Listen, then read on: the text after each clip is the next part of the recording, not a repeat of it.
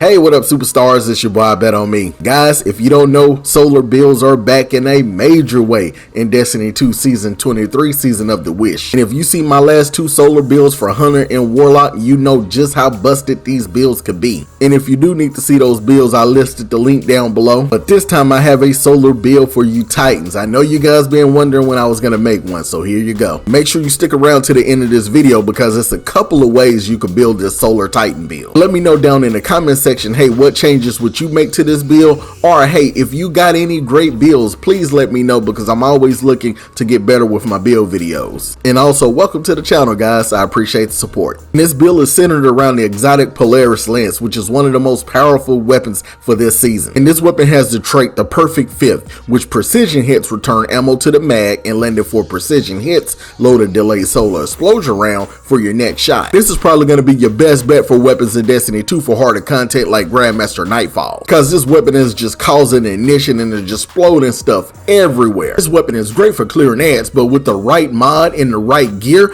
man, this thing will take down champions so easily. I'm telling you, man, this is what you want to use. I'm just going after the hardest enemies and I'm just laying into them with this weapon. And I'm going for nothing but headshots because it's going to perk the perfect fifth and it's going to cause explosion that just kills it, melts it down, and kills targets all around it. And if you have the catalyst, guys, it gets even nastier, cause the catalyst provides dragonfly, which precision kills create an elemental damage explosion, and the perfect fifth trait also add 40-20 scorch stack. And this is amazing because when you scorch a target, they take damage over time, and the damage increases as your target accumulates scorch stack.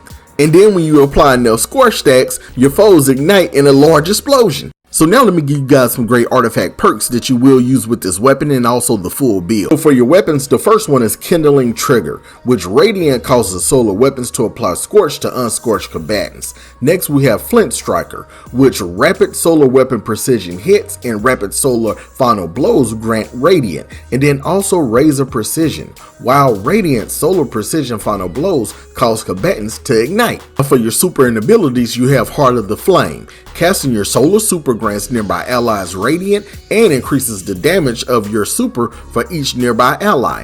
And then Revitalizing Blast, causing damage with solar abilities weaken champions and bosses for a short duration. Here are my two other weapons that I am using with this build. Now here are the best Titan abilities that we are using on this build. Mine is this build is to add Scorch, then ignite the target. So we have Burn 'em all super, which is great for going into the Cyclone phase or just slamming down your hammer and spreading scorch. And we got the Hammer Strike, which is great for hitting a lot of targets because when you hammer strike, it ignites them, which makes the target explode, which makes fire spread to kill the other targets around them. Then we have the Rally Barricade, which will give me some cover but still allow me to shoot my Polaris Lance to do damage on target. And then we have the Solar Grenade, which is really good because you can get a lot of enemies at one time and it spreads that scorch to those that are trapped inside of it. And it's good to throw at a boss because that solar damage will just continuously to burn them as long as they're inside of it. Also with that Rally Barricade, that's going to go very well with one of the exotics that we're going to be using. But for our solar aspects, we're going with Roaring Flames because final blows with the solar ability or ignitions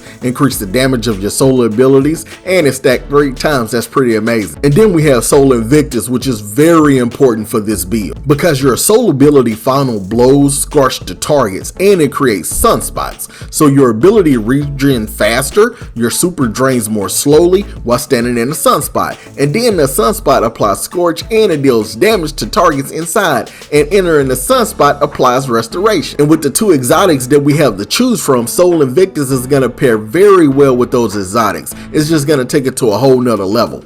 For the fragments, we have Ember of Char, which your solar ignition spreads Scorch to affected targets and increase the discipline by 10. We have Ember of Ashes, which you apply more Scorch to targets in stacks. And then you have Ember of Combustion, which final blows with solar super causes targets to ignite and create a fire spike and add +10 to our strength. And then we have Ember of Solace, which radiant and restoration effects applied to you have increased duration. And remember, the whole point of this build is to stay alive, spread Scorch, and then ignite the targets so they can explode and spread damage all over the place. Alright, so now let's get into the exotics that we're going to be pairing with this build. Now, like I said, we have 2 to choose from. Now, it just really depends on your playstyle. So for me, if I'm running with a fire team, I'm going to use Phoenix Cradle because it has the perk Beacon of Empowerment. Soul Invictus lasts twice as long, and allies who pass through your sunspots are granted Soul Invictus and Solar Restoration. Now remember, with Soul Invictus, our solar ability Final Blows are going to scorch the targets and create sunspots, and our abilities are going to regen faster, super drain more slowly while standing in those sunspots.